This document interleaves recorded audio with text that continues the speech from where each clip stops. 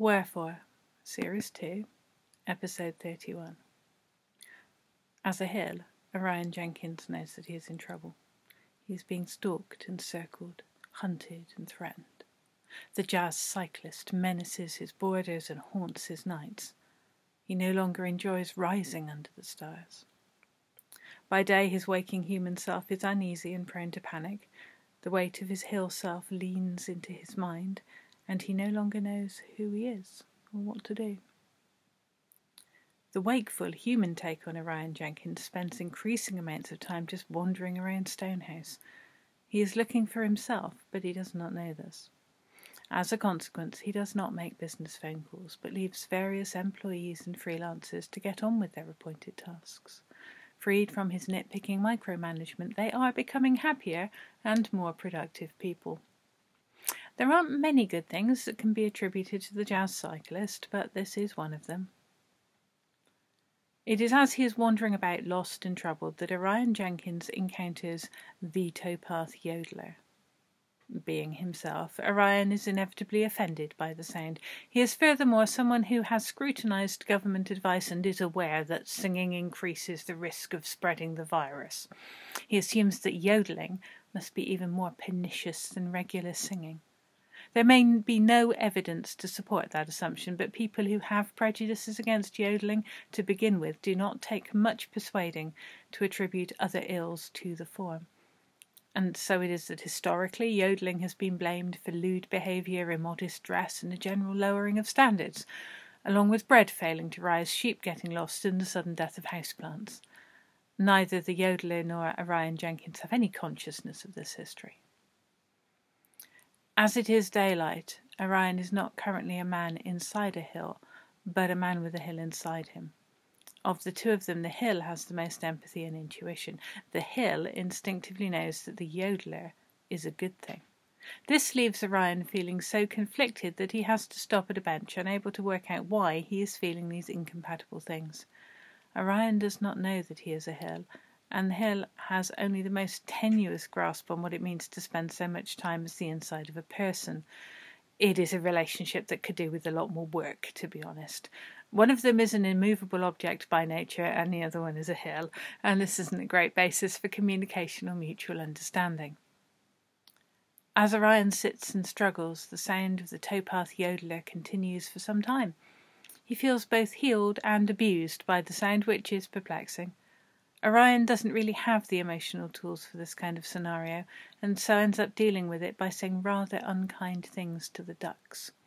Taking it out on people is his main coping mechanism, and in the absence of people, ducks will do, apparently. The towpath yodeler continues on his way, oblivious to the chaos he has caused. Martin Shearwater walks the canal towpath a lot, delighting in the opportunities to see local wildlife. There may be some nominative determinism in the mix too.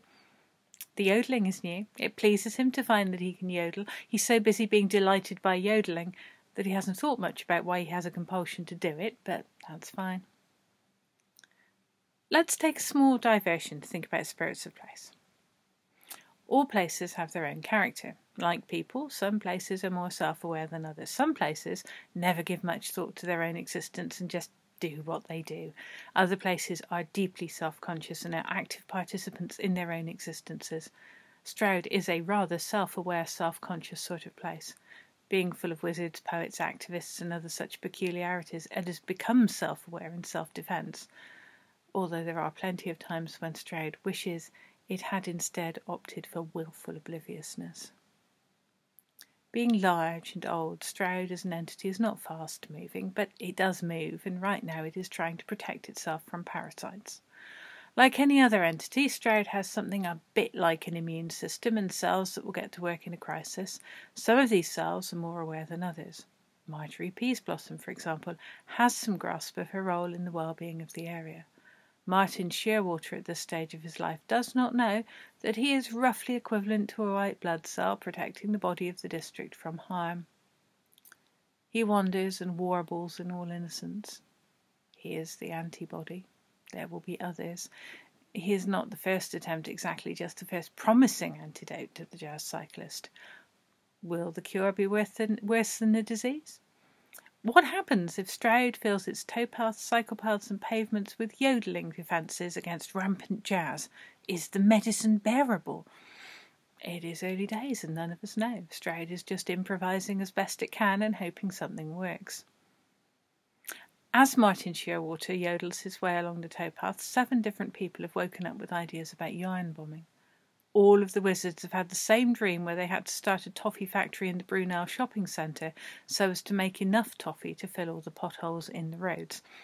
Stroud is trying to talk to them, but it hasn't quite figured out how to do this yet.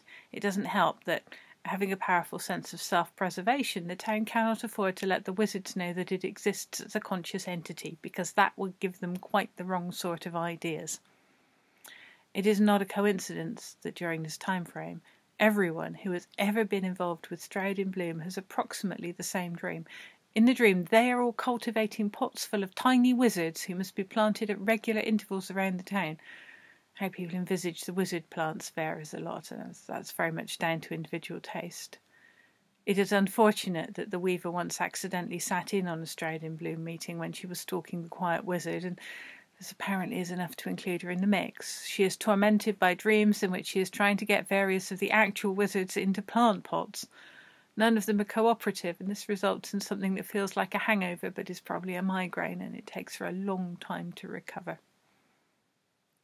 As the wizard Winklepicker is on all of the committees and magically sensitive, she gets a dream in which the weaver is trying to bury her feet in a large, artisanally made clay pot. Winklepicker wakes up from this dream in the sure and certain knowledge that there is a weaver, that Stroud magic has gone to pot in all senses of the term, and that serious things of an uncertain nature are afoot. She phones Marjorie Peaseblossom. Everyone phones Marjorie Peaseblossom sooner or later.